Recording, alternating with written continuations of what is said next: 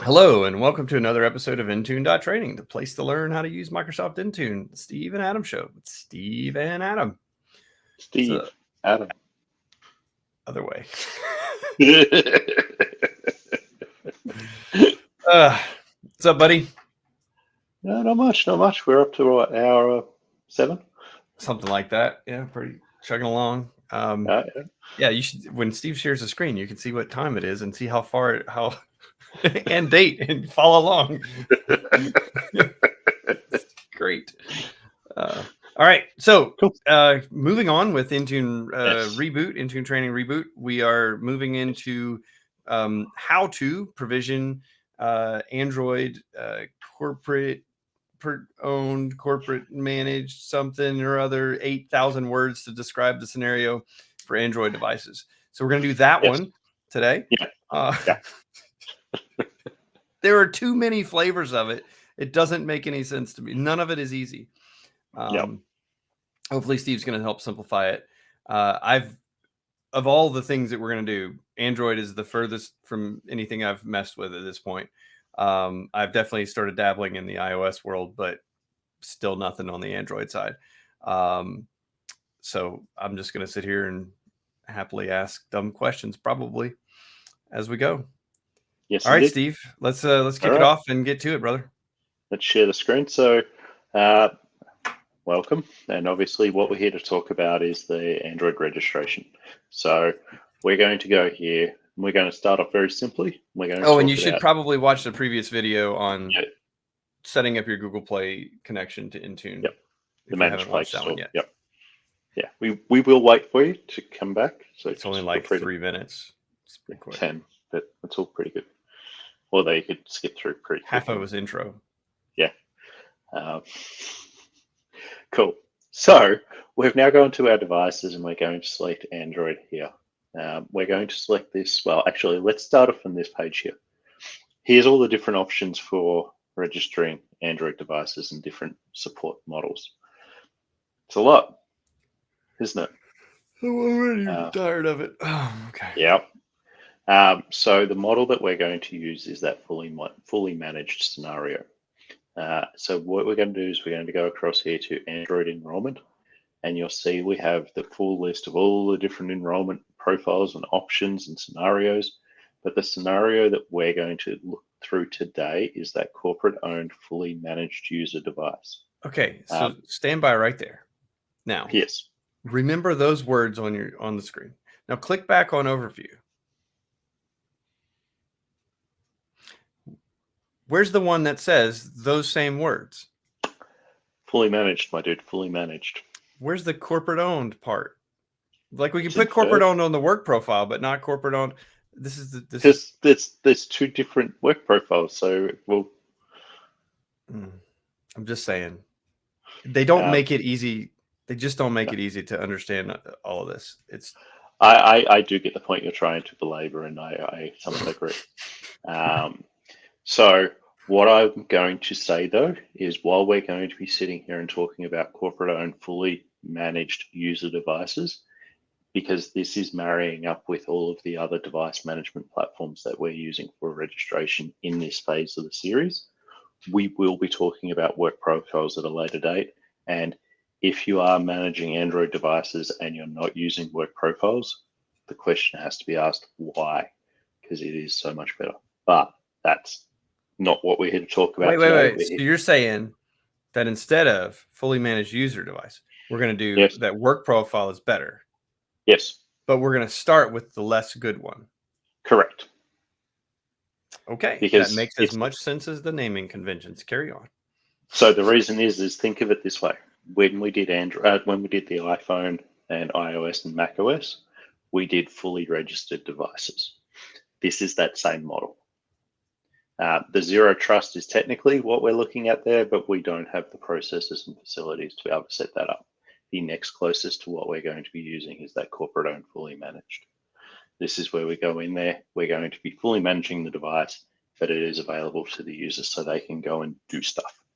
Okay, and so the main difference between this one and the preferred method is the preferred method essentially loosens the device up to use it more like a personal device but Correct. you have all your work stuff segmented and managed, Yep. and the device itself is owned by the company. Yep. So Okay. there's limitations associated with this one, which we will go through when we get to that phase. So Okay. I'm going to now select that corporate owned, fully managed devices. We're going to create a very simple profile, which is going to be just simply iOS default profile. No, this is an Android fully managed profile. You know, is there a phone emoji we should be putting in these things? That would be great. Let's have a look. Yes, there is. There you go. I should totally start using this in our production environment. Do it. It'd be so easy to just see that in the list. Yep. Wonder where it sorts alphabetically. All right, carry on. It'll be on the second character. All right. So what you'll see here is we've now got our profile, but we didn't have to fill out anything, and we don't have the process to assign it to a device. That's simple. Okay. But we do have a QR code. Feel free to scan this because it probably won't exist. But if you do, we will send random gifts to your phone. So what I'm doing I really want to see how many people are willing to enroll their own devices in our tenant. How about this? Whoever randomly enrolls their device, we will send a random wipe command. And if you can prove to us that we wiped you, then we will send you nothing in the mail, probably. But it would be fun. We'll do it live, though. Yeah. Oh, Steve, you know, everybody's been asking for a live stream. We should do, that's neat. We should do a live stream where we do that. Like, hey, all right. The lucky draw is the random wipe phone. Who did we wipe? All right. So carry on. I'm going to flip across to my mobile phone, my Android device, which is right here. And what I'm actually doing, viewers, is I'm clicking on the screen 5 times. And it went really quick. I do apologize, but that's just how you have to do it. When you click on the screen 5 times, it will bring up your QR camera. Scan the QR code, and then it goes, hey, this device belongs to your organization. If you're using zero touch configuration, you don't need to do this. So if we go next. Wait. So literally you were pointing it at your screen when you did that. So the QR camera came up and scanned the QR code that you were previously displaying. And that's how we got quick. Okay. Yep. So we did, and we just tapped the screen 5 times, and it'll pop up and go, "Hey, you need to do this by 3, 2, 1, perfect." That's a pretty slick device you got going on there. What is? So this is Surface Duo 2. Oh, how about that? So I've been donated a Surface Duo 2, so I can use it for these sorts of demos, and it's fantastic because I get a full screen. So this is going through and setting up my device as a organizational device. So as you can note here, it's saying this device isn't private. Your organization has access to the data. We're going to go next, and we're going to force the update, and I hopefully am not too far out of date. It's only been off for about 2 weeks. So it may take a little bit of time. And we're now going to go welcome to Chrome. Of course, we're going to accept and continue. Now we're being prompted for our AAD credentials. And EID. Come on. Oh, sorry, EID. That's an inside joke because soon no one will remember Azure AD, but it's Intra ID now. Yeah, but at that point, then we're going to have to go through the whole process of what's naming again? Recording the videos again. So I'm just going to change back to my computer while I put in my password.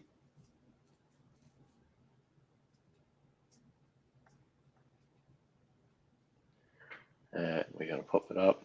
So you'll see that it's saying, hey, do you want to save it? Of course we want to save it. Super secure. Yeah. So now you can see it's setting up this device, and it'll take less than a minute. Feel free to time it at home, but that looked pretty quick. we're now going through, we're registering the device into Intune, and it's going to go and install any work applications. By default, there's there's 3 applications: Microsoft Authenticator, Microsoft Intune, and Intune Company Portal. They are being automatically deployed. We haven't actually deployed any of those, but that's also part of because this is a Surface device. So your mileage may vary. Confirm, validate, test. Wouldn't it be nice if Azure Auto or Windows Autopilot would just show you the name of the apps? It would be. So cool. Yeah. So this might take a little bit of time. It shouldn't take too long, but just understand, viewers, this may take some time in your environment. Depends on your network connections and everything associated. What you can do is when you're connected, you can connect just a standard USB-C dock. And in my scenario, I have a network cable attached to that. So it's connected hardwired to the network. And you'll see that with the iconography up the top here. So that's where you have a little bit more control with the Android devices. You can plug in any USB network adapter, and I'll just go through and do that connection. If you didn't watch our iOS video, I do recommend it, obviously. But if you didn't watch our iOS video last week, 2 weeks ago, I should say, we talked about the technology that we're using to capture all of this. In this scenario, we have just a simple USB-C dock that has a HDMI cable on the end of it that plugs into an ATEM Mini from Blackmagic Design. Again, your mileage may vary, use what you need, but this is how we're capturing these videos. The thing to and to be clear, all of that is if you need to capture videos for this. This has nothing to do with enrollment. No. This is more just to give you that insight of how we're doing it.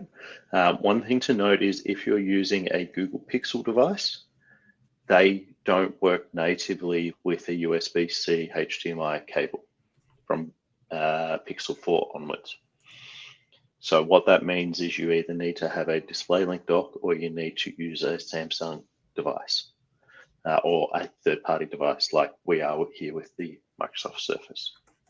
So it's just a little bit of knowledge, because there's nothing worse to going, yeah, I'm going to go and record this and I don't have a video out and getting confused. So that's the reason is the Google Pixel devices from version 4 onwards or version 5 onwards don't have the facility to use the external display.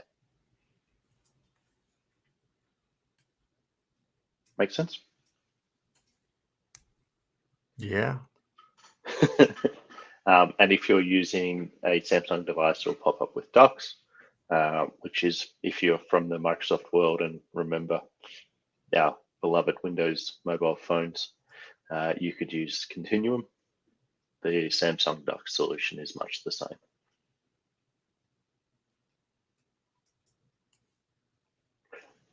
So Intune's taking a minute.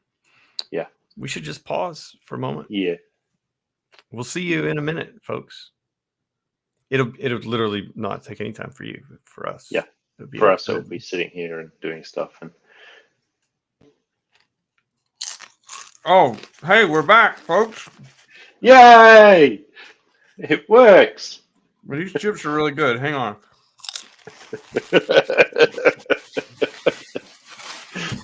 We are very professional here. So what you can see here is we now have our mandatory required applications are installed, and additional app is there. So we're going to hit done. And now we're just going to hit the register as device.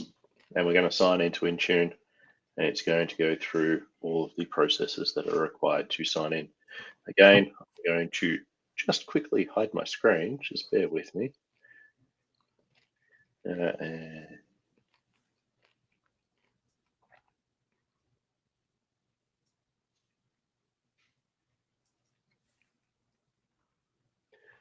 I'm just going to flip that back across. As you can see, it now says, hey, you need to register your device. I'm like, yeah, that's interesting, because that's actually what I'm trying to do. So how about I just know that it knows register too. button? Yeah. Okay. Cool.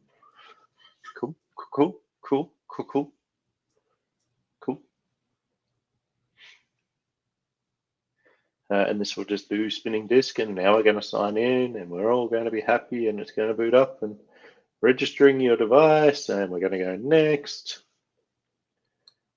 And you can tell that it's actually picking up the branding correctly, which is nice. Means that we may have got something right for once. So just for reference, in behind the scenes, we've just gone and published the applications that were in the list just to force the process. Even though we shouldn't need to, we just did because we were waiting for it to do stuff. Yeah. We think maybe it helped. Yeah. It might not have as well. And this is where your users are going to get prompted all the Google services. And this is the out-of-box experience for your device.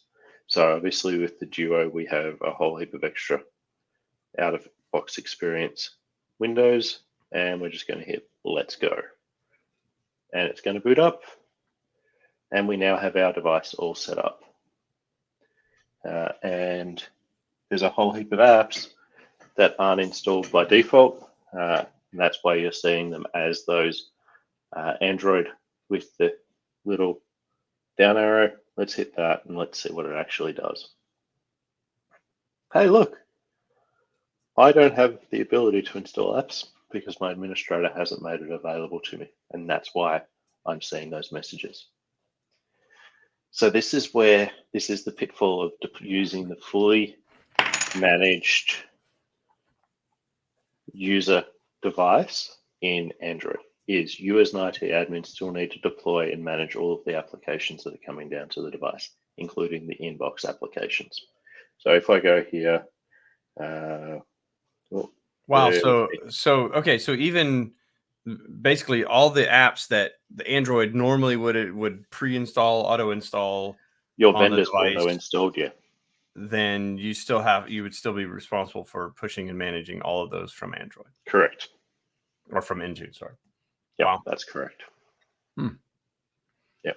So if I go here and I go to library, no, not library, where is it? So I mean, even there, you notice, so check that out. You got your Google account is a random account there, which is different than what we see on the iOS store where like you have to have your own Apple ID to get in.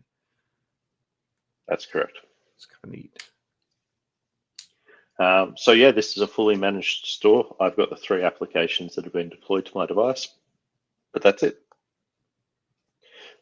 If I go over here, you'll see that I only have a limited number of applications installed, and I don't have that work profile set up. I think it would be neat if they had an option that allowed the user from this experience to request it and say, hey, this isn't deployed to me. I'm fully managed, but I need to ask for it. I would like to request it. How do I alert my IT staff that I need it? I think that would be an interesting feature. I believe that's called a support ticket, Adam. Yeah, but natively through the experience would be cool. I know. Because then it could just queue right up into your portal and say, oh, look, these people requested it, and we can just hit approve and move on. Exactly. I know. It's too much to ask. It's too much. We got to get some AI and all this stuff, though. Yes. I can't remember where you see the profile settings in here. But suffice to say, what you'll see is this is all set up and managed. Managed device info. And there you go. So it's actually saying that this is what my admin can do. So down here, you can see the admin can delete your data, can lock the device and reset the password, minimum apps, and yeah. So there you go. So okay, is there a feature? Is there a setting in Intune that allows you to override the application configuration here? Where like, so now we've got our apps. Or like we're forced at this point. If we've done this, all right, cool. Now we're forced to manage this, manage every app that anybody wants. Is there a way? Is there a policy that says, we don't really want to have that restriction, and we want to allow users to install whatever they want. So that's work profile. Right. Well, yeah, sure. But I guess what I'm asking in this scenario, is there a way to do it? Is there a way to have it use this setup, but then still turn that feature on? Not from my understanding. So for that functionality, you still have to publish each application that you want for your staff into your Play Store. That is the functionality. The difference is this is tied to my account. Ooh. So if I go to the Intune company portal and I go open. All right, tell me if I found something. Hold on. Share. I like to put Steve on the spot to see how much he knows. He does. Okay, so I went in to built a configuration profile, fully managed, dedicated, corporate owned. There's an option, allow access to all apps in Google Play Store. Oh, there you go. So looks like we could. There you go. Yes, you can. We'll test this out on a future video when we talk about configuration profiles. But maybe that is a way to override this. We'll remains to be seen. Maybe somebody already knows this and put that in the comment. And screaming at us, but sorry. Yeah, no, because I mean, ultimately, the thought here is that I appreciate that this version is locked down and that there's a whole profile for that. But as you kind of mentioned in the start, it creates some complication and there are some limitations to it and everything. But it's like, all right, this might be too locked down. I want it to be locked down, but I still want the apps to work a certain way or whatever. So if that really works that way, that would be nice to know that that's a feature that we could enable. Exactly. But yeah, I think that's it. One thing to note is if I go here and I go to Play Store and I go to open up my company portal, I can't. I don't know why. I'm sure somebody will tell me why in the comments. But if I use the Microsoft Intune app, it does work. And you can see that it's associated to my account. I can't find it. Company portal directly? Can't find it. We saw it install. Yeah. Ooh, we should find it. I'm sure there's a reason why, but we won't go into that today. But if we go to the Intune, you can see that it's signed in with my account because you can also see my iPhone here that I used previously. Can you sync your device from there? Yes, I can. There's the sync button there. So is that not an option within? I'm following along. I found your device in the portal. I can't sync you from the portal. So let's go back to the portal. I'm just going over myself. If I go to the device, you'll see that it's now appeared in fully managed. If I go to Android devices, the nice part is that it is compliant. So obviously we have a compliance policy of some sort assigned, and there is no sync. That's interesting. But there is a restart. I don't know the difference. I mean, I don't know if that's always been that way or not. So yeah, I've not seen it like that before. Yeah, see, we've got company portal installed. Yep. Here's an interesting one as well. You can't see it. So what I was going to show you is on the lock screen, it comes up and states your IT admin manages data on this device and manages this device. Okay. And you can't suppress it. You can't hide it. Yeah, this privacy reminder. Oh, there it is. Yeah. So if we expand that out, you can see IT admin may be able to see your data and activity on this device. You don't have, well, you can suppress it, but then you're going to get that. So, yeah. So go check your store out, Google Play again. Mm-hmm. Or go click on your Teams app and see if it. Did you deploy Teams to me? No, I did. I deployed that setting we were just looking at. Okay. Didn't work. Okay. It might need a. There we go. Oh, it did work.